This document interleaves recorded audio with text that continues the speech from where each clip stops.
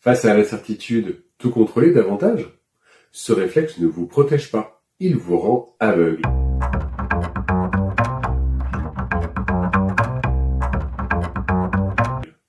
Moi, c'est François Blais, ingénieur humaniste, maître praticien en hypnose ericksonienne et diplômé de l'École centrale de Lille.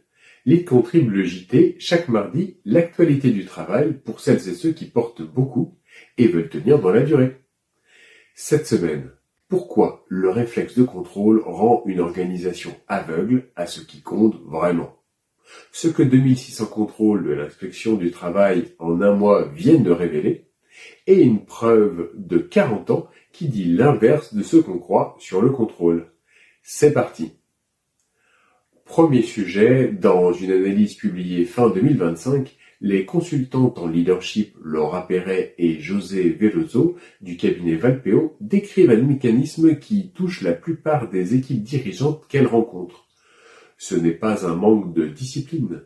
En 2025, face à l'instabilité, à l'accélération technologique, beaucoup d'organisations sont revenues à ce qui avait déjà fonctionné par le passé. Plus de structure, plus de reporting, plus de contrôle. Pendant un temps, ça donne un sentiment de maîtrise. Mais avec le temps, les décisions continuent d'être prises sans toujours être comprises. Et les signaux faibles ne remontent qu'une fois devenus coûteux. En tant qu'ingénieur, je reconnais le schéma. Un système qui ajoute du contrôle sans ajouter de la compréhension ne corrige rien. Il masque le problème sans le résoudre. En tant qu'humaniste, je vois ce que ça produit chez une personne qui porte beaucoup. Elle continue de faire remonter l'information filtrée, lissée, pour ne pas ajouter au bruit ambiant. Et la personne qui décide agit avec une réalité partielle, qu'elle compense par encore plus de contrôle. Ce que ça change pour vous. Le signal à surveiller cette semaine, ce n'est pas la charge que vous portez. C'est la tentation d'ajouter une couche de contrôle en plus à un endroit précis plutôt que de comprendre ce qui bloque vraiment. Comme je l'explore dans mon livre Ose avec joie, le mode survie choisit presque toujours le contrôle contre la compréhension. Une question à voix haute. Où, cette semaine, avez-vous ajouté du contrôle à un endroit où il aurait fallu comprendre un peu mieux ce qui se passait réellement? Deuxième sujet, et il montre ce qui arrive quand le contrôle interne ne suffit pas. Cadre et Dirigeant Magazine publie cette semaine un premier bilan. L'épisode caniculaire de juin dernier a déclenché 2600 contrôles de l'inspection du travail et 227 mises en demeure d'employeurs. C'est le premier vrai test grandeur nature du nouveau cadre légal sur les fortes chaleurs, entré en vigueur avec le décret du 27 mai 2025. En tant qu'ingénieur, je note la logique. Un cadre réglementaire devient réel qu'au moment où il est testé en conditions réelles. En tant qu'humaniste, je retiens ce que 227 mises en demeure veulent dire concrètement. 227 fois, une protection pourtant obligatoire n'avait pas été mise en place pour des personnes qui travaillaient sous une chaleur dangereuse. Ce que ça change pour vous. Quand la protection réelle des personnes n'est pas assurée en interne, elle finit par être imposée de l'extérieur et ça coûte plus cher en argent et en confiance que de l'avoir organisé soi-même en amont. Une question à voix haute dans votre organisation. Quelle protection considérée comme acquise mériterait d'être vérifiée avant qu'un contrôle extérieur ne s'en charge à votre place? Troisième sujet.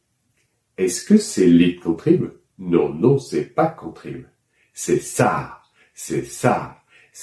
qu'est Lead Contrib. En 1970, la banque suédoise Handelsbanken traverse une crise sévère. Rentabilité en berne, conflit ouvert avec les autorités. La direction saute, le nouveau patron, Ran Wallander, ne fait pas ce qu'une banque fait en crise. Il ne resserre pas le contrôle central, il fait l'inverse. Entre 70 et 72, il supprime les budgets centralisés et découpe la banque en régions largement autonomes. Les décisions de crédit, de tarification, de personnel reviennent aux agences locales, pas au siège. Aujourd'hui encore, environ 90% des décisions de prêt se prennent directement en agence, sans validation du siège. Résultat mesuré sur plusieurs décennies, des pertes sur crédit systématiquement plus faibles que ses concurrentes, alors même qu'Handelsbanken prête tout autant, voire plus. Pendant la crise financière de 2008, pendant que des banques bien plus centralisées vacillaient, Handelsbanken a mieux tenu précisément parce que ses agences connaissaient leurs clients mieux qu'un algorithme de siège. Et ce n'est pas une réussite figée dans les années 70. Au premier trimestre 2026, la banque annonce encore une hausse de son bénéfice d'exploitation. 55 ans après la décision de Wallander, le même modèle continue de mieux protéger les clients qu'un contrôle centralisé. Wallander a fait le pari de la confiance envers les agences qui connaissaient vraiment leurs clients, plutôt que du contrôle venu du siège, et ce sont les clients eux-mêmes, ceux dont les dossiers n'avaient jamais été traités comme une ligne dans un tableau, qui en profitent les premiers. Une question à voix haute. Dans votre organisation, quelle décision faites-vous systématiquement remonter vers le haut alors que la personne la plus proche du problème pourrait la prendre plus vite et mieux? C'est ce qu'on appelle la subsidiarité. Si cette question vous travaille et que vous voulez creuser avec moi, écrivez-moi directement. Le lien est en description. Vous confondez peut-être la maîtrise avec le contrôle. Les deux sujets du jour et le cas lead contrib racontent la même histoire sous 3 angles différents. Le contrôle réflexe rassure sur l'instant, mais épuise et rend aveugle. La confiance bien placée, elle, protège vraiment, jusqu'à faire la différence entre garder son prêt et le perdre au premier coup dur. Attention, une confiance mal placée a elle aussi bien sûr un coût réel. Mais cette semaine, une seule chose à observer, repérez un endroit précis où vous contrôlez par réflexe plutôt que par nécessité. Et demandez-vous simplement ce qui se passerait si, à cet endroit, vous choisissiez de faire confiance. Toutes les sources sont en description. Abonnez-vous à un JT comme celui-ci chaque mardi.